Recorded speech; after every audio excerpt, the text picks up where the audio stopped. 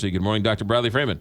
Good morning, McGraw. Good morning, Kelly. Morning. Let's get to this. A couple of interesting stories you have pointed out this morning. What is this black box of schizophrenia when it comes to genetic findings? What's that all about? So this is actually a pretty exciting breakthrough, I would say. So schizophrenia is a very common psychiatric diagnosis, and it can be devastating. And if you remember a few years ago, there was an excellent movie called The Beautiful Mind, Sure. starring Russell Crowe. And one of the interesting things about that movie, I think it very effectively portrayed from the character's perspective what it would be like to be schizophrenic. And these experiences were very real, and obviously the perspective in the movie changed, and you could see what he had been experiencing. And that in essence, I think, really encapsulates schizophrenia. So recently, a group of genetic researchers have isolated what they think is one of the common gene variants, so changes in a person's DNA,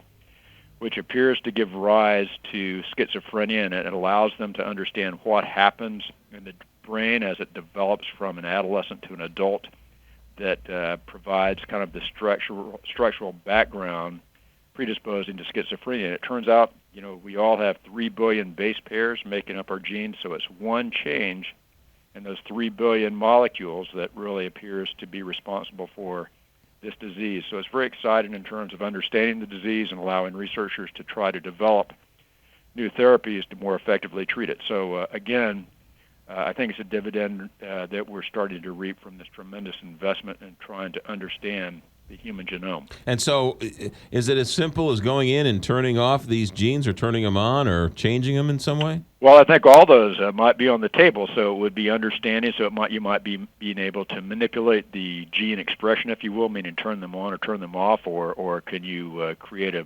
medication that counteracts the effect of having this genetic variant? And so I think it really is probably gives rise to a range of what they call therapeutic targets, meaning strategies to understand how to more effectively combat and treat the disease. Interesting. All right. Also, doctor, when we think of a heart attack, we think of men having heart attacks, not so much women, but a new study says that women fare worse than men after a heart attack. So I thought this was very striking, and this is something that's been developing for years. So you get to the heart of it, so to speak, and that is that there appears to be a tremendous difference in outcome comparing men and women after a heart attack. And this was from a group of investigators published in a very prestigious journal called Circulation. And they found if you took all other things being equal, the likelihood of a woman dying within 1 year of having a heart attack was 26% versus men at 19%. So that's pretty striking. And if you followed it out to 5 years, the likelihood that a woman would die would be 47% versus a man 36%. So pretty striking, and it really calls for the need to better understand gender differences in a disease like heart disease, and to really start focusing additional therapies into understanding why there's discrepancy in how to, if you will, level the playing field. Do more men have heart attacks than women? In general, men traditionally have had more heart attacks than women, and men are, overall more likely to die, just statistically or epidemiologically, as we say. But obviously, it's a very common disease, and commonly affects women as well.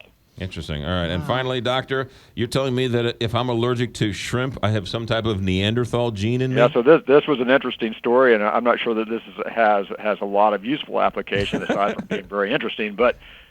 But they found that we all have genes that control our allergies, and part of the reason we have those genes and part of the reason we have allergies is that our body can recognize things as foreign, and that's very important in both, say, fighting infection and our body being on the alert for, say, the development of cancer cells, which the immune system can eliminate. And so it turns out it appears as populations arose in Africa and started migrating thousands of years ago into what is now Western Europe, they encountered Neanderthal species and mated with them, and it's actually the Neanderthals that gave rise to these genes, and researchers speculate that the reason those kind of became intermixed with our own genetic code, if you will, is that it provided protection against common diseases in the environment. So that's how they kind of arose in modern-day humans and why they're perpetuated. So I think it's a very interesting story and kind of a nice